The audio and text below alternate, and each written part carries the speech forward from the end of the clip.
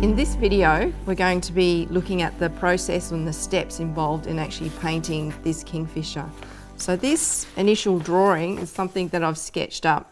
I use photographs as reference material and also my outside environment. I'll see these birds when I'm out bird watching and walking through the bush.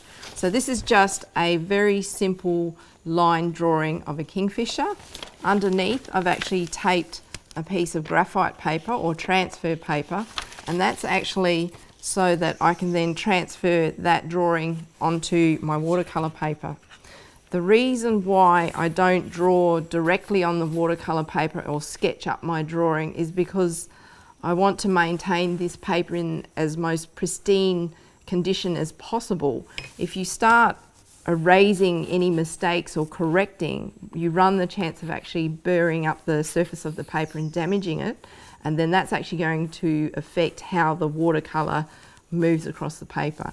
So all my sketching and preparation drawings are done on a separate piece of paper or tracing paper, and then I'll actually put graphite paper underneath the transfer, and I've just stuck it together so they don't move around, and then I'll actually work out whereabouts on the page I'm going to put the drawing.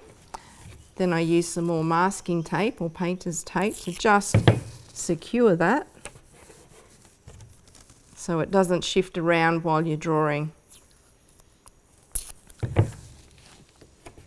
So you just want a little bit of tape on each side, and then just using a sharp HB pencil, which is a hardish pencil, I'm just going to redraw over the top of that drawing and trace the outline. And this will actually transfer underneath. So I'll only have one line for the drawing, and there should be no need to do any erasing. So, and it's a very light line there. So you don't want to press hard because you don't want to indent the paper, because indenting the paper will actually cause the paint to run into it, and that will create a dark line. I'm just quickly tracing over the top of this original drawing.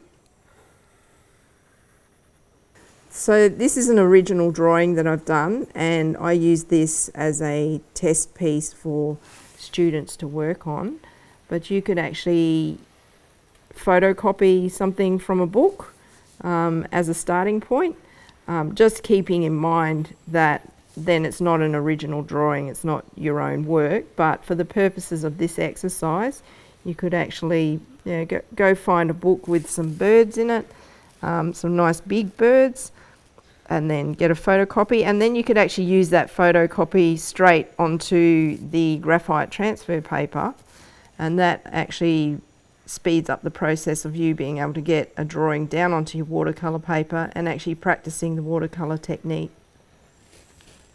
So you notice I'm not actually doing any shading on this drawing. So the purpose of this is just to create a line map that you will then start to paint your watercolour on. Just periodically lift up the paper to make sure you haven't missed any areas. So I can see I haven't done the back of the bird's head there. So sometimes when you're tracing, you sort of forget which areas you've traced over. Just check, and I just need to do his foot.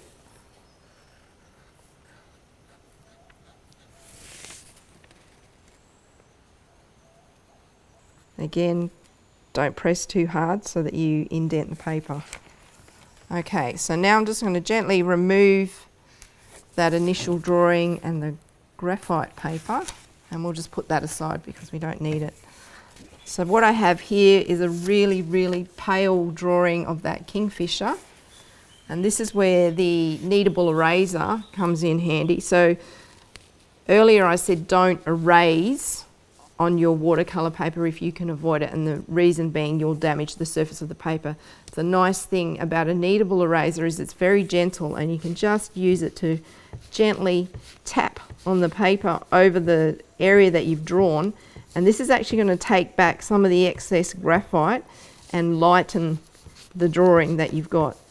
The reason why I'm doing this is once you paint watercolour over the top of this, you can't erase any pencil lines. So you want to get those pencil lines as light as possible before you start painting, but dark enough that you can see what you're painting.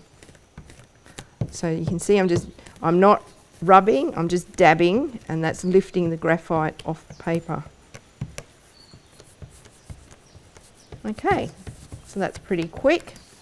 And now what we're going to do is move on to putting some watercolour down. If you like this video, find more watercolour painting techniques here and subscribe to Channel NT for more workshops from Northern Territory artists.